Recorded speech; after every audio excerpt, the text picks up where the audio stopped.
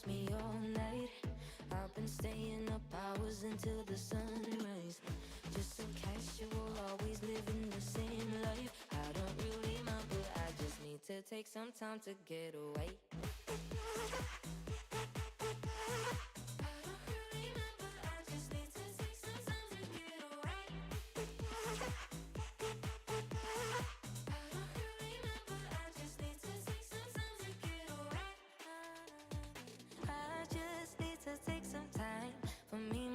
And die, 'cause I'm so bloody tired.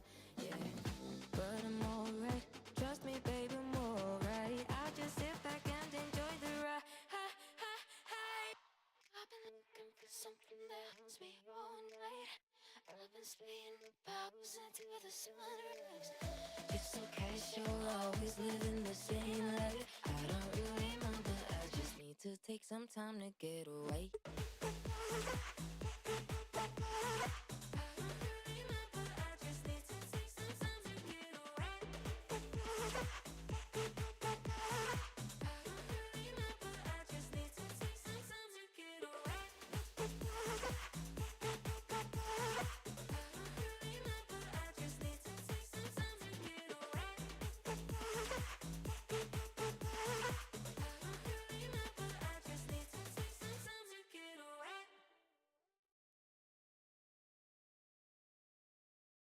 I should have known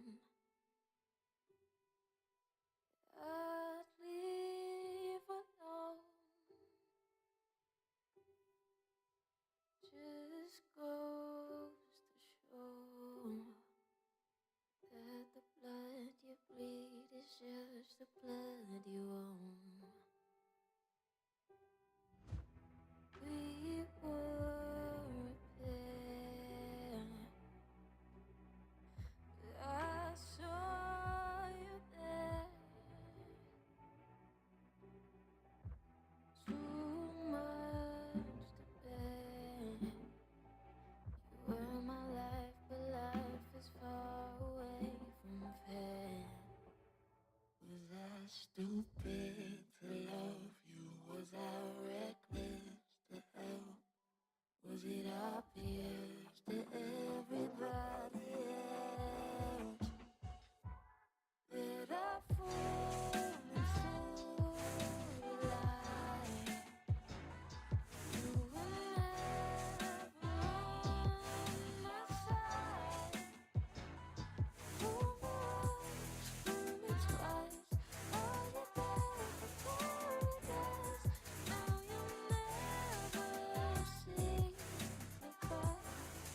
There's just no time to die. I let it burn.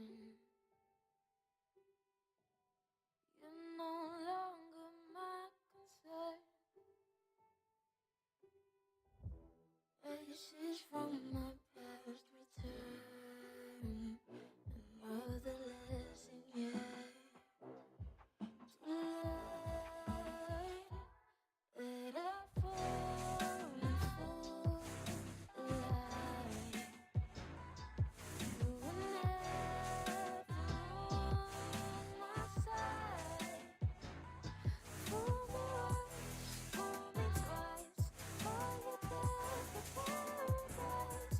Now you'll never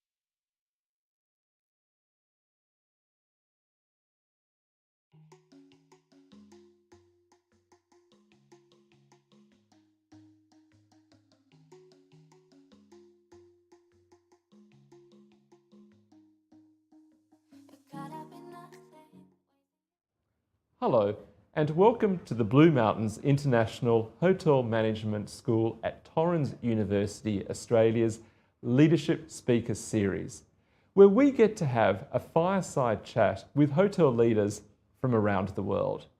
But before we begin, I'd like to acknowledge that the interview today is on Gadigal land, and no matter what land you are watching us from, we acknowledge the traditional custodians of this land and pay our respects to elders past and present. We are so lucky today in this very special edition of the Leadership Speakers Series to welcome and chat with the newly appointed Chief Executive Officer for Accor Hotels Asia Pacific, Miss Sarah Derry. Sarah, welcome to the Leadership Speaker Series. Thank you so much. It's wonderful to be here with you. And Sarah, on behalf of all of us at Torrens University, a sincere congratulations on your appointment. I just can't tell you how excited we are for you, and especially when we heard the news a couple of months ago. And I've got some questions that I've been dying to ask you, and I think over the next half an hour, there's probably some important stories that need to be told also. So let's start at the beginning. Tell us about your journey to Chief Executive Officer of Accor Pacific. Thank you. Well, I think if I look back on my career, and I've been, in the industry for 30 years, one thing that stands out is, what's possible. And I think that when I started working in food and beverage, 30 years ago, I just loved it from the beginning, and there was something about working in hotels and the people that just made it an incredible atmosphere. And from that moment, I really started thinking about, how can I make the most of these opportunities? And so I started in food and beverage, and very quickly I got an opportunity to sort of move into a team leader role. Then I moved into a supervisor role. I moved from one food and beverage department to another, and so on. And then, as most young people do in our industry, I had the opportunity to travel overseas and went to Europe and so on. And when I came back, I still had a real passion for the industry.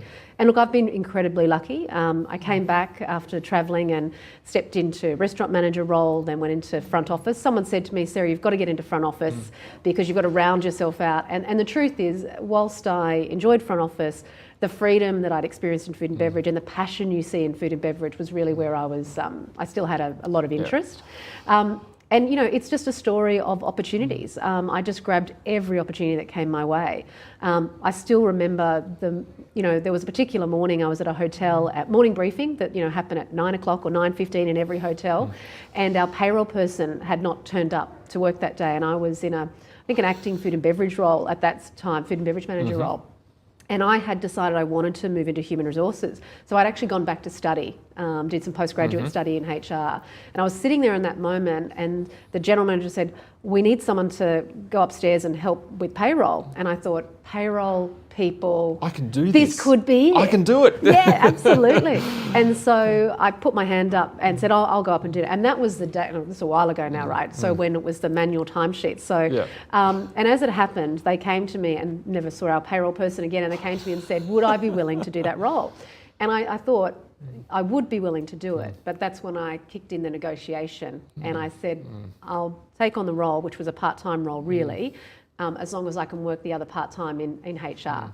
And after a bit of negotiating back and forth, and I think that's when you've got to know your own worth and your own value, because I knew I was valuable, I knew I was studying, I knew this was an opportunity, and I wasn't holding anyone to ransom, but I was just telling them very clearly what I wanted. So that's the start of how I went into HR, and then I just went from there, and I got opportunities to look after a couple of hotels. I opened up the Western Sydney Hotel, and then got the opportunity to open the first W in this part of the world at Woolloomooloo at the time. And then, so that effectively, I did think at certain times, do I go down the GM path? I mean, that had always been a conversation. But when I looked around at HR and I thought the broad impact you can have in the business, and truthfully, it was a strategic move. I thought, if I stay at this, I can move forward faster. And that proved to be true. So I was very, very lucky with those opportunities. And then, at a certain point in my life, I decided I wanted to run my own business. I've always had an entrepreneurial spirit. After I had my first daughter, and I'd gone back to work after just 12 weeks and went back, I decided the next year that if I was ever going to do it, I was going to take this opportunity to start a business. And that was 10 years, which I loved. And the truth is, Accor was one of my clients at the time, a very good client of mine. And so the journey sort of went from there. And then, of course, I joined Accor, which wasn't the plan exactly at that stage, but it was too good an opportunity with Accor, with the organisation, with our CEO at the time, and so on. And I've been very blessed in my time at Accor, almost 5 years. Our CEO allowed me to, I've been involved in everything. You know, I came into the business saying, I'm an executive and I'll functionally look after, you know, talent and culture, as we call it. Yep. But, you know, I can contribute across the business. And that's the story. You certainly seem to have a passion for people, and for those of us who have been following your LinkedIn profile, it's prolific to say the least. But what comes out of that is this absolute passion for people. Yeah. Tell us a little bit more about that. Where did that passion come from? Yeah. It's a really good point, and I know a lot of people often get comments about LinkedIn and posting and things like that, and even this new role, someone said to me, you know, you're going to have someone manage your LinkedIn profile. And I said, no, that's my authentic voice, and you know, let's see what happens. But the passion really came from, it started actually during my early schooling years, to be perfectly frank. What happened to me was that I was an okay student, I wasn't a great student, and one time, must have been about grade 8, I was asked to do a presentation, a speech in front of the class, and I did it. And I got such overwhelming, like, positive response to what I had done and what I'd achieved. And at that point, I didn't think there was any special talent I had. So this teacher saw something in me. And honestly, I wish I could remember the teacher's name, because it's been a really important time in my life. And what they saw was that I had this strength, my ability to communicate, to convey a message, to tell a story. And once you believe you're good at one thing and you believe in your strengths, it transcends your whole life. And suddenly then I became, you know, a much better student. I was participating in competitions for speech and drama and so on. And that's when things started to change. So it started there. So I've always had this deep belief that every single person has a unique potential. And someone just needs to either tap into it, or someone needs to help them tap into it. Unlocked. Absolutely. And I was just lucky that someone saw something, you know, what they thought was special in me, that gave me that confidence. And so it's come from there. Yeah, genuinely. There's a couple of other things that I just want to tease out that you mentioned earlier on.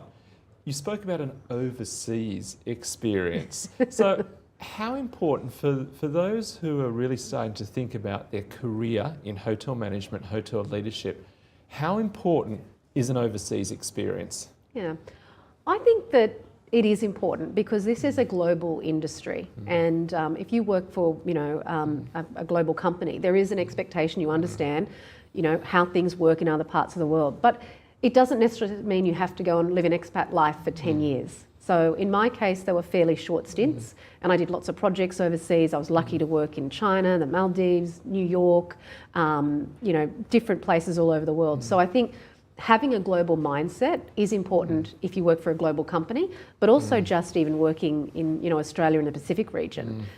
This is you know, we are such a multicultural society. You know, we interact, you know, and thank goodness with our borders open, you know, we continue to interact with the rest of the world. So I think if you can have those experiences, understand other cultures, and then bring that into your service or your mindset and even your leadership techniques. I mean, one of the greatest learnings for me in the last few years is really spending time with our First Nations leaders and people in Australia. And I've learned a lot from leadership, from those experiences in terms of patience. Not having to rush to answers. So that's just one example. Now, Accor does some absolutely fantastic work for our Indigenous communities. Tell us a little bit more about that work and the importance of it. Yeah, it is really important work, and what we believe is that, you know, we are in Australia. We're here on, you know, country of our First Nations people, and so we have a responsibility to tell that story. And we have a responsibility, I think, to our community and, you know, our team and to our partners and owners to make sure that First Nations people, you know, are part of our organisation and a really important part, because it's there's incredible talent and incredible depth. So, what Accor can do is provide opportunities and development. And we learn so much more, and it's such a gift for us to work in that space. So what we do is we provide careers and development opportunities for our First Nations colleagues, and it's incredible. Yeah. Well, that nicely leads me into my next question. You mentioned earlier on your passion for entrepreneurship. I want to change that around a little bit and talk about social entrepreneurship, because now more and more businesses are starting to really invest and take social entrepreneurship very, very seriously. We at Torrens University have a For Good agenda, which is so important to everything we do day in and day out. We've established a social enterprise hub, which is growing very, very quickly, that connects students with social enterprises. But for you and Accor, how important is it to be essentially a social enterprise, especially around the Indigenous agenda and other different activities? Or more so, how important is this, do you believe, for business to have that sort of mindset?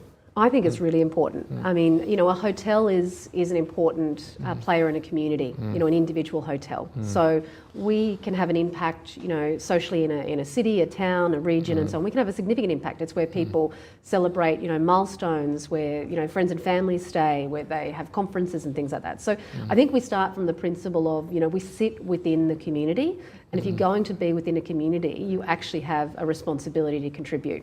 Yep. And we do that in a number of ways. So Accor has a community fund where we contribute to different social enterprises.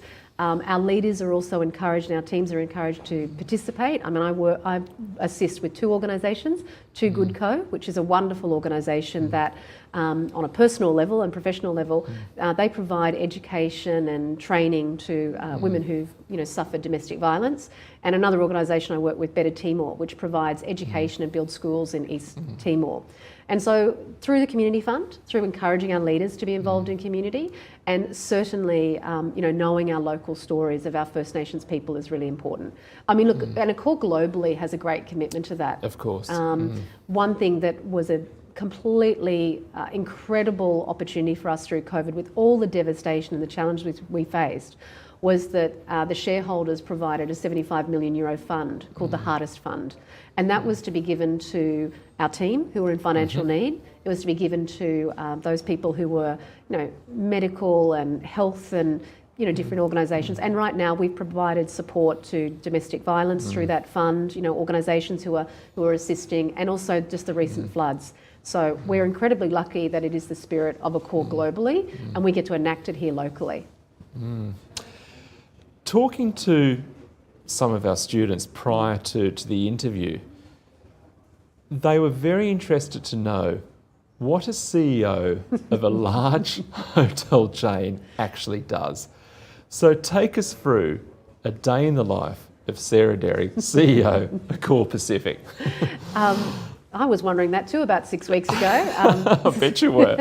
So this is my 6th week sort of formally in the role. And obviously, look, I've had the great privilege of watching Simon McGrath of course. In the role for the last 5 years, and certainly even before that with my business. So, I think the one thing I would say is that there is so much more external exposure than you would probably naturally think. And what I mean by that is that, again, goes back to that being in the community, and Accor is a large organisation. We need to speak out on issues, and we need to be involved in what's happening beyond our own border of Accor for our partners and our owners. So honestly, I would say, probably 20% of my time is meeting with owners, talking to owners, looking at those things. Another probably 20% of my time is, development proposals, design, what are we doing in commercial, talent and culture, all those sorts of things.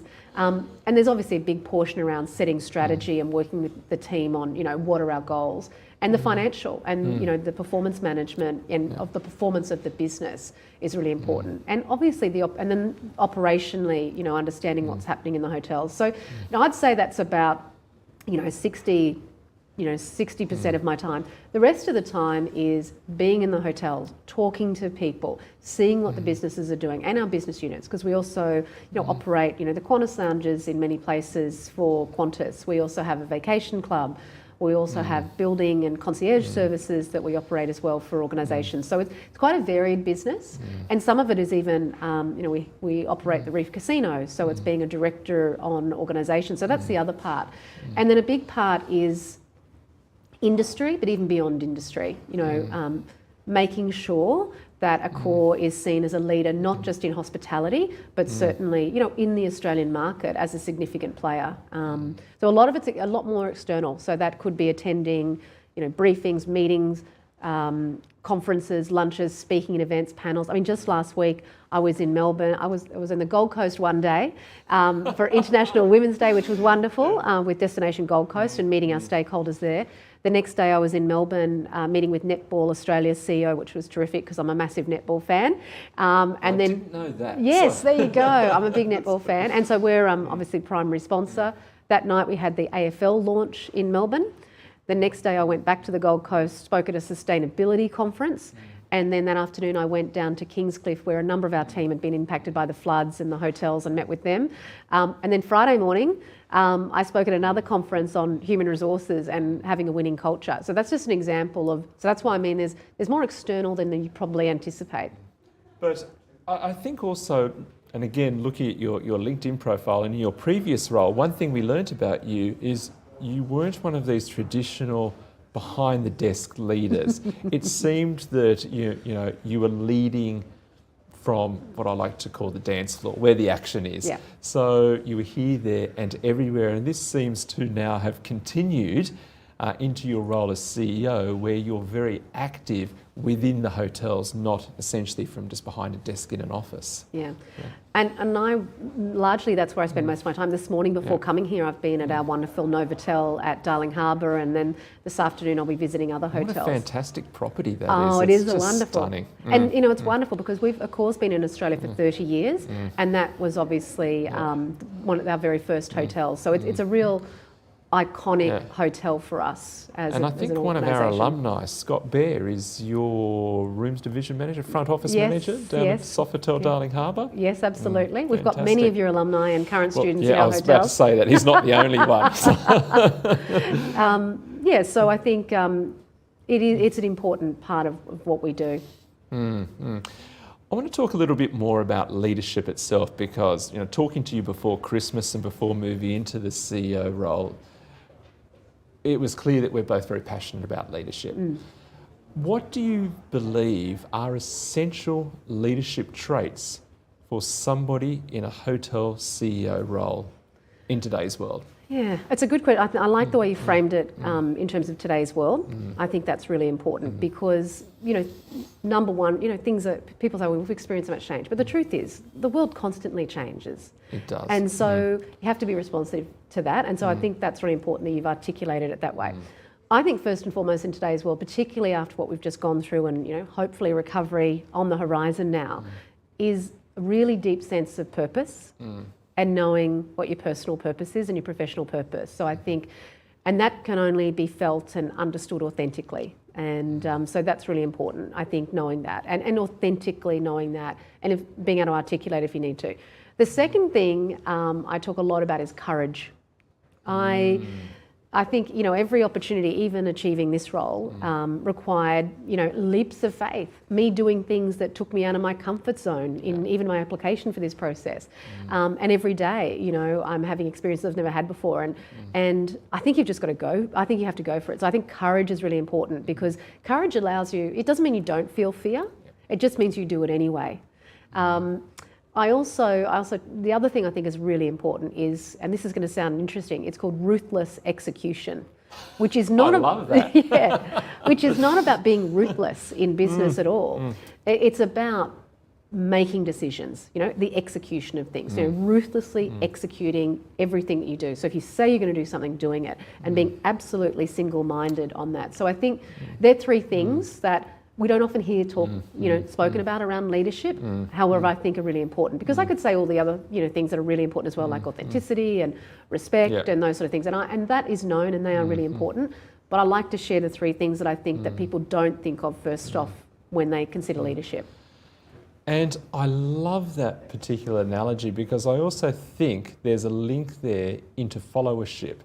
And you're only as successful as the people who you actually lead. And without their support and without their investment in your leadership, essentially you're not effective. Absolutely. So, totally agree. And I can share with you that when I was in the final stages of my interviews in Paris just before Christmas, of course I got asked the question around, how was I going to lead and those sorts of things. And I was very honest and said, I'm not a ready-made CEO, but we have an incredible team. And that was acknowledged by everybody, and many of them, who I know are very much involved in the school, like Scott Boys and people like that as well. And there's many others. So I'm very clear on that I'm not singular, and we're not going to approach things singularly. So even as CEO, you need great people around. My success and everything I've done is purely because of other people. And that's why I believe you've got to invest in people. You've got to see their potential. And because when they grow, you grow. And I think that's really, really powerful. And I think it's so refreshing to hear, simply because at the Blue Mountains International Hotel Management School, we are producing the future leaders of this industry, but we can't do that unless we learn from the current leaders and what you're doing and your successes, but also your failures too, because we learn from our failures. But certainly, I know that not only have you been inspirational in your previous role, but this seems to be nicely continuing, even though you've only been in the role for 6 weeks, it seems to be continuing. But that leads me to ask you, Sarah, what do you have planned next for Accor and your leadership? So talk us through the next year for yourself and for Accor. Yeah. I think it's an exciting time. I mean, I feel incredibly blessed to have been able to take on this role, particularly with what I think we're going to start seeing, which is starting to see the recovery, starting to see, international borders are open. We're hearing today there may be an announcement on New Zealand, hopefully. We're seeing, we're looking to Easter and the school holidays and things like that as really a watershed moment where, we'll have a busy period, but after that we believe the corporates are going to come back stronger in that. So I think I'm very blessed to have sort of come in after the last 2 years and everything that we've gone through with an incredibly strong team that is incredibly resilient and committed and really proud of what they do as we start hitting a cusp. So really I'm going to be focused on 3 things. The first is going to be around performance. And that means that, we want to make sure that our contribution to our owners, our partners and those sort of things, that people get a good return, that the hotels are run well, and that, we are very commercially astute. So the first thing we're going to be doing is just staying on track with that. Making sure the hotels are run well, making sure that, there's profitability and the commercial soundness of the business is in place. The second thing is people. Because you can't have performance without great people. And I think, Accor has sent a very strong message with placing me in this role that, number one, I understand business, but I also deeply care very much about people and know how intrinsic that is to our success. So definitely people, looking at our leadership programs, identifying, our top talent, working with organisations and schools to, to bring people into the industry and get excited about it. And in fact, we're spending a lot of time right now talking to people at school, not necessarily at university, because we want to capture them young. It is so refreshing to hear, and certainly, we've been having these conversations throughout the university as to coming out of the last 2 years and the health pandemic and so on.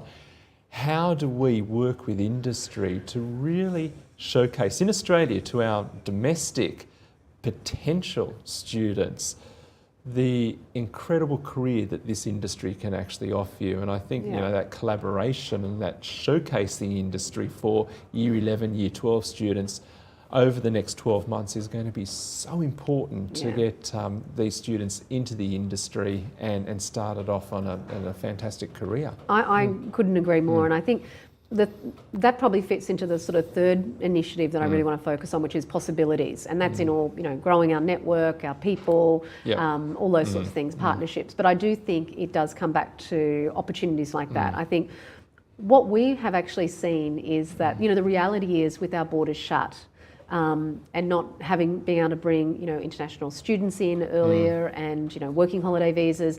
Our industry was in a situation where we did not and, still don't to this day have enough, of a workforce. And that really forced us to look very deeply at our, how much are we supporting, educational institutions and high schools and things like that, because, we need our domestic market. And I think that we were maybe a little too heavily reliant on international. So there's still an important part to play, no doubt, but I think that told us that domestically we needed to have a good message about our industry. So I think we've got to get in early with students at high school, and we've started hiring students into roles in housekeeping and so on. And generally we pay the same rate. We don't pay junior rates and that because they're doing the same job. And getting people in early, even some of my daughter's friends are sort of working in hotels and things like that. I've got a 16-year-old, first jobs, things like that. So I think if we can do that, the other part that we have to do better is this industry is a social elevator. So there's so many stories. I'm not alone. I didn't start just out in food and beverage and suddenly became CEO. There are lots of stories like that where through hard work, dedication, taking every opportunity, putting effort into your education. I mean, I've gone back and studied, 3 or 4 times since I've been working in hospitality. You can achieve success. So I think we've got to tell that story and keep telling that story that anything's possible. And the final thing is you can have any career, because the office that I'm based in here in Sydney, we've got architects, we've got designers, we've got digital people, we've got marketers, we've got lawyers. So, I think hotels are a core of what we do, and, working in food and beverage and rooms and so on. But there's a whole world to this industry. And I really want us to tell that in a stronger way. I think that's a powerful message to share. And certainly agree. That is, for anybody considering a career, or for those who have just started in the industry, it's important to really understand that it is such a diverse industry in relation to opportunities. Absolutely. And where you can specialise, where you can grow your career. You're just not, like traditional industries, you're not locked into one area. You can diversify. And again, for myself, that's what I just love about this industry. But that also now leads me to ask you about where you see the industry, or more so how you see the industry recovering after the last 2 years. And it's almost, from what I've been seeing, it's almost gone full circle. A year ago, very low occupancy rates, and we were really sort of thinking about what's next and how we're going to get over these hurdles. But now we see a lot more people travelling, a lot more demand for leisure, recreation, business travel. The event sector is coming back, which is fabulous. Hotels, do you believe hotels are seeing the same thing? So talk us through how Accor is seeing the recovery. Yeah, we are seeing a recovery. Definitely in leisure destinations particularly. Look, every time there has been a border open, they've been incredibly strong. Everyone just flooded to those destinations. In fact, so much demand that, we didn't have, and, with the Accor with over 400 hotels, it was difficult for us to, meet that demand all the time. So that's been strong whenever there's been an opportunity. The cities are where the recovery is a little slower, but we are starting to see improvements. From January to 20% sort of occupancies in cities, we're starting to see that grow. In February that increased again. It's good to see the cities of, some of them will hit, 50% occupancies and things like that in March, which is good news. And even anecdotally, having been at the Qantas lounges and things like that, seeing more people travelling in corporates, and certainly sports and entertainment is a big part of our recovery. And it was great to meet, with Netball Australia, AFL last week, and hear that they're going to be out and we're going to be seeing them travelling. Well, entertainment is a big part of that. I mean, this morning, Accor Stadium, we're so excited about the opportunity with Accor Stadium here in Sydney. Yes, of course. Ed Sheeran got announced today, so that's a big global superstar coming back, and these announcements are coming readily. I mean, Formula One is going to be good for us in Melbourne. Even the Mardi Gras here in Sydney, the hotels filled up very well over the weekend. So we know events are coming back. People are starting to return to the city slowly, but they will. Internationals, we think, will come back towards the end of the year. So, I am quietly optimistic that I'd say by the end of the year we'll be back to those levels. You're not the only one. Yes. I talk to so many people on a daily basis in the industry, and I'm hearing the same thing. There's this optimism about, how quickly the industry is rebounding. But of course that leads us back to the question around careers. Now, of course, hotels are looking at their workforce and looking at their workforce planning, building staff numbers and so on. which means there are plenty of opportunities in hotels, and certainly for our students and other hotel school students, they do have choice, which is, 3-4 years ago, the choices are a little bit more limited and there was more competition for positions and so on. That's certainly not the case at the moment. So, Sarah, why should one of our students consider choosing a career with Accor? Great question. An important question. A very important question. And, look, obviously thinking through the lens of my previous role and now my new role, I can respond to that. I think that, COVID, with all its devastation, there is certainly some real learnings as an industry. I mean, we've been such a traditional industry for such a long time, and bringing about change, around whether it's workforce flexibility or, even rosters and how we treat students when they're, having their study vac time and things like that. We've been a little bit archaic in our the way we've approached that, I guess I would say. So what COVID meant was that we had to rethink all of that. And what I learned through that, and I'm so pleased because I was pushing this agenda, I just couldn't get the cut through fast enough. So it allowed me to kind of to get the cut through COVID, which was this idea that we've got to meet people where they're at. They've got choice. We have to, it's not about us dictating to people. And it's about us being innovative. So, in hotels all over the world, there's, rooms, there's the 7 to 3 shift, the 3 to 11 shift, the 11 to 7 shift, and that's just what you have to fit into. And you've got to be available 24 hours a day, every single day of the year, and that's your rotating roster and so on. Well, that's changed. And you're absolutely right. So the reason people should join Accor is because we truly get that. We have a philosophy called work your way at Accor, which is not just working your way around the Pacific, which is one thing you can also do at Accor or around the world, but it's really this idea that we meet people where they're at. And that means that, if you want to surf in the morning, great, take the shift in the afternoon, absolutely. We've got a HR director right now who works, afternoon, evening, because that fits in with her personal requirements. We've got chefs now who spend a couple of days working from home and so on. So I would say 2 things about Accor. Number one, we genuinely believe in this philosophy around work your way at Accor, and it's happening in our hotels and our offices and so on. And the other thing is that you can have a whole career in just one city and never have to leave. Or you can work in Dubai, Auckland, Paris. There is a whole unique world of opportunity. And look, I have to talk to the culture as well as my final point. It's a genuinely incredible culture, which is based on a philosophy called Heartist. And it's all about human connection. And certainly that is something that, as we know, Sarah Derry, that you are very, very passionate about. Now, before we conclude today, and I ask all of our leaders that come in for a fireside chat the same question. Watching today are our future leaders of the industry that we love. What are 3 pieces of advice that you have for our future leaders? Great question. And the first thing would be just seize every opportunity. If someone says to you, I know you haven't done this before, but would you like to try a shift here? Say yes to that. If someone says that you may not have thought about this role, but would you consider it? Just every opportunity. If someone offers you a project, so that's the first thing. Take every opportunity, to take advantage of what's available to you in your career. I think the second thing, it would probably go back to the courage and confidence that I spoke about earlier, is that, get to know yourself, your values, what drives you, what your purpose is. Because if you have a really strong hold of that, you'll make great decisions in your career and you'll do things with what I call really positive intent, which is, caring for other people. So I think that's the second thing, is courage and confidence. And so the reason I put the 2 together is because you might not have the total confidence to do something, but if you add a bit of courage to it, you'll make the leap. So that's probably the second thing, because confidence does take a while sometimes to build. And then the third thing is care for everyone else around you as well. Be competitive, but also make sure you do it in a way which is caring and with positive intent for people.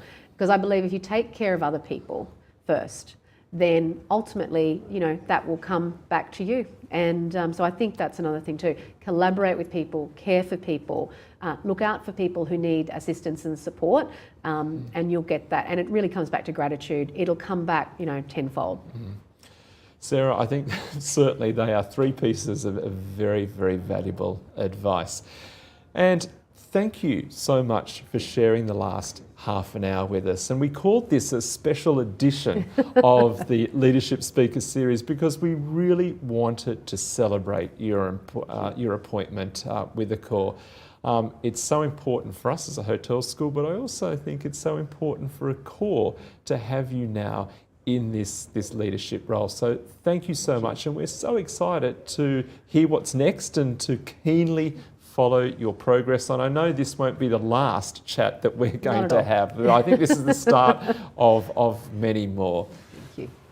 And thank you very much for watching us today. And I'd also especially like to acknowledge all of our students who have tuned in, our alumni, and of course our valuable industry partners.